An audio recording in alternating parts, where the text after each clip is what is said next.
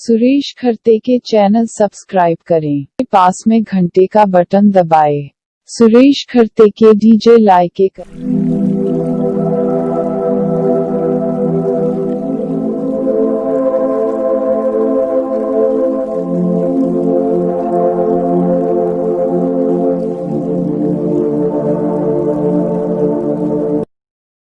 क्योंकि प्रभु आप ही स्वर्ग से उतरेगा, उस समय ललकार और प्रधान दूत का शब्द सुनाई देगा और परमेश्वर की तुरही फूंकी जाएगी और जो मसीह में मरे हैं वे पहले जी उठेंगे। तब हम जो जीवित और बचे रहेंगे उनके साथ बादलों पर उठा लिए जाएंगे कि हवा में प्रभु से मिले और इसी रीति से हम सदा प्रभु के साथ रहेंगे। वाह, यह है रैप्चर, मसीहों का बादलों में उठा लिया जाना। एक ही झटके में पलक मारते ही यह सब होगा।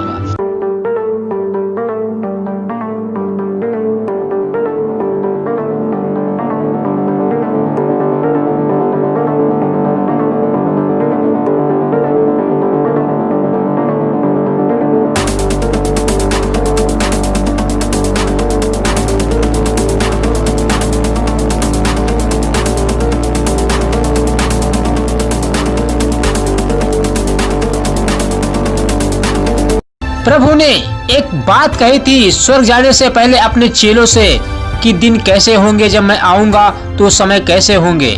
जैसे मत्ती 24 अध्याय उसका 37 और 38 और 39 में पढ़ते हैं आपके लिए 3 आयतें। जैसे नूह के दिन थे वैसे ही मनुष्य के पुत्र का आना भी होगा, क्योंकि जैसे जल प्रलय से पहले के दिनों में जिस दिन तक नूह जहाज पर न चढ़ा उस दिन तक लोग खाते पीते थे और उनमें विवाह होते थे, और जब तक जल प्रलय आकर उन सबको बहा ना ले गया तब तक उनको कुछ भी मालूम ना पड़ा। वैसे ही मनुष्य के पुत्र का भी आना होगा। नूह के दिनों में बारिश कब होगी किसी को उस वक्त पता नहीं था, वैसे ही यीशु कब आएगा किसी को पता नहीं है।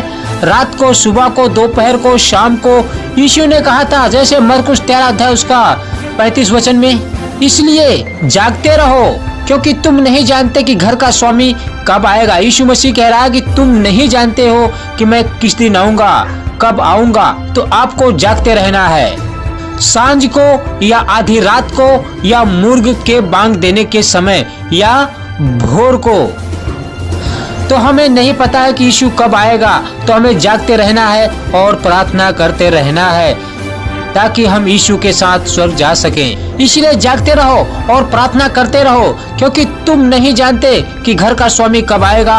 यीशु ने कहा है तुमको नहीं पता है कि मैं कब आऊंगा, बस आपको यह काम करते रहना है, प्रार्थना करते रहना है और बाइबल पढ़ते रहना है कि कोई तुम्हें भरमाने ना पाए अंत के दिनों में। यीशु ने एक बात कही थी अपने चेलों से, जैसे मरकुस 13 अध्याय उसका 32 वचन और 33 वचन, उस दिन या उस घड़ी के विषय में कोई नहीं जानता, ना स्वर्ग के दूत और ना पुत्र, परंतु केवल पिता। देखो, जागते और प्रार्थना करते रहो क्योंकि तुम नहीं जानते कि वह कब आएगा।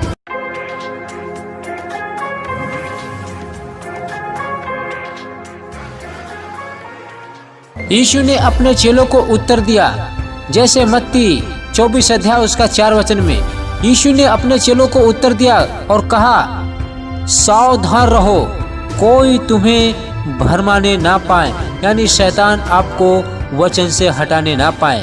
और यही बात हमें प्रकाशित वाक्य 3 अध्याय उसका 11 वचन में परमेश्वर ने लिखी है, देख मैं शीघ्र ही आने वाला हूँ, जो कुछ तेरे पास है उसे थामे रह कि कोई तेरा मुकुट छीन ना ले, यानी शैतान आपको पाप में गिरा के आपका मुकुट छीन ना ले। परमेश्वर प्रभु यीशु ने कहा, क्योंकि जैसे बिजली पूर्व से निकलकर पश्चिम तक चमकती है वैसे ही मनुष्य के पुत्र का भी आना होगा। तो है मेरे प्रियो, हमें अंत के दिनों में बहुत सावधान रहना है, पाप से दूर रहना है, परमेश्वर के वचन पे चलना है। शैतान चाहता है कि एक मसीह पाप कर करके मेरे पीछे चले और मेरे पीछे पीछे चलते नरक में जाए। ये शैतान की चाल है, लेकिन परमेश्वर का वचन कहता है मैं आपको बचाऊंगा, बस आप वचन की तलवार और वचन का झिलम पहन लो। देखिए मेरे प्रियो, जितना आप इस बाइबल के वचन को पढ़ोगे उतना आप शैतान को हराओगे और पाप से दूर रहोगे।